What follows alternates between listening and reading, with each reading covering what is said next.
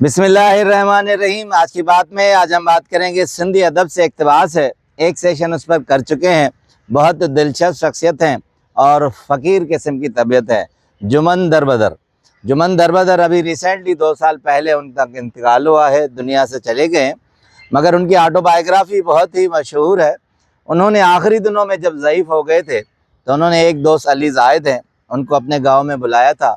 8 दिन वो वहीं मुकीम रहे थे और रात को अपने काम काज निपटा कर उनको सुनाते थे और उन्होंने ऑडियो रिकॉर्डिंग की थी। उसके बाद तहतुल लफ्ज़ में किताब में वठी हर हर जन्म मरबो, मैं बार बार दुनिया में आऊँगा, क्योंकि वो कहते थे कि ज़िंदगी का मकसद होना चाहिए। अगर मकसद पूरा नहीं हो तो उसके बाद दोबारा भी ज़िंदगी में आकर आप अपना मकसद पूरा करें, यानी मकसद को इतना फोकस किया है उन्होंने।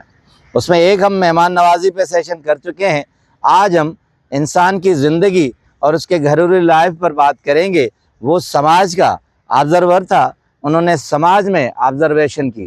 कहते हैं कि हमें इंडिया भारत में दावत मिली, चूँकि वो शायर भी थे, ड्रामा निगार भी थे और सियासत से भी वाबस्ता थे और बहुत दिलचस्प आदमी थे, बहुत फ़कीर तबीयत के आदमी थे। कहते हैं इंडिया में हमें दावत मिली, हम इंडिया में गए तो कहते हैं एक बहुत मशहूर शख्सियत जो गांधी के प्रिय रह चुके हैं, आनंद हिंगोरानी, उनसे हमारा वक्त तय पाया और मुलाकात का शेड्यूल लिया।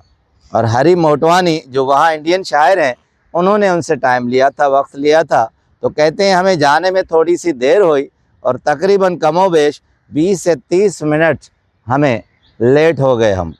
तो कहते हैं हमने जब आनंद का दरवाज़ा खटखटाया तो जब वो निकले तो हम 4-5 डेलीगेशन की सूरत में शोरा थे, अदीब थे, राइटर थे। तो उन्होंने निकलते हुए ही हमें देख के कहा कि आप लोग कौन हो। अब कहते हैं हम हक्के बक्के रह गए, हैरान रह गए, एक दूसरे को देखने लगे। तो फिर घबराहट में हरी मोतवानी ने कहा कि दादा अपने ही लोग हैं, आप पहचान नहीं रहे। कहा कि आप लोग किस लिए आए हैं। तो अब फिर कहते हैं हम हैरान रह गए। उसके बाद कहा कि आप लोग शायर हैं, आपको पता है कि इंतज़ार की कैफियत क्या होती है। पूरा आधा घंटा आप लेट हुए हैं।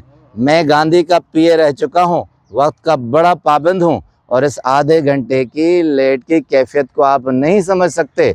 हज़ारों ख्याल और वसवसे मेरे दिल में आए कि आप लोगों के साथ क्या हो सकता है।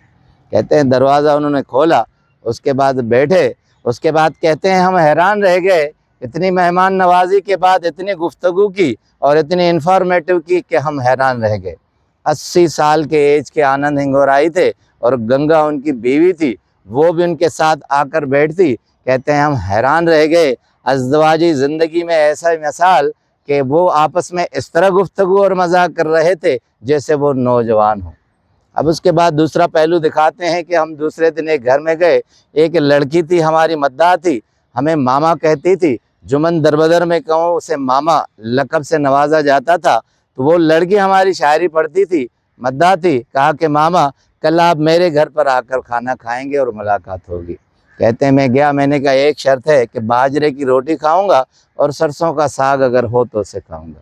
कहते हैं हम गए, बड़ी खिदमत की, मगर कहते हैं मुझे ये देखकर बड़ी हैरानगी हुई कि 2 छोटी उम्र के बच्चे थे, वो उसके साथ लिपके हुए थे।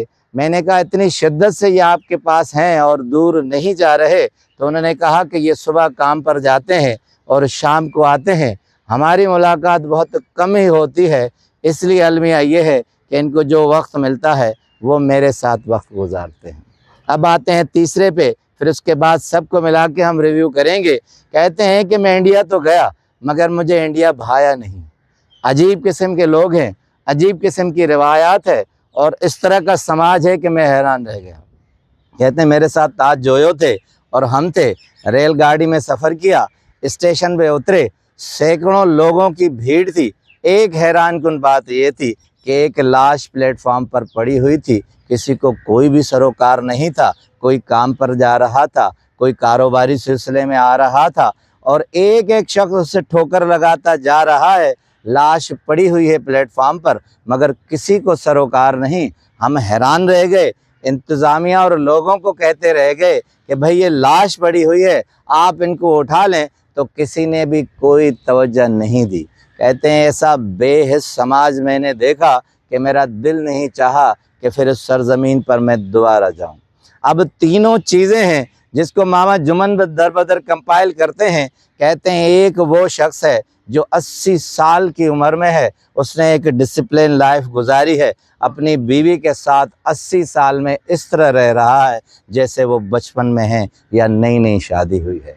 दूसरा घर वो है जो अपनी ज़रूरियात को पूरा करने के लिए अपने रिश्तों से अलग है, अगर वो आपस में मिलते भी हैं तो उन लम्हों को गनीमत जानते हैं और वो जुदा नहीं होते। यानी कहते हैं कि मादियत पसंदी इतनी है कि ज़रूरत ने उन्हें आ घेरा है कि रिश्ते भी दूर दूर हैं।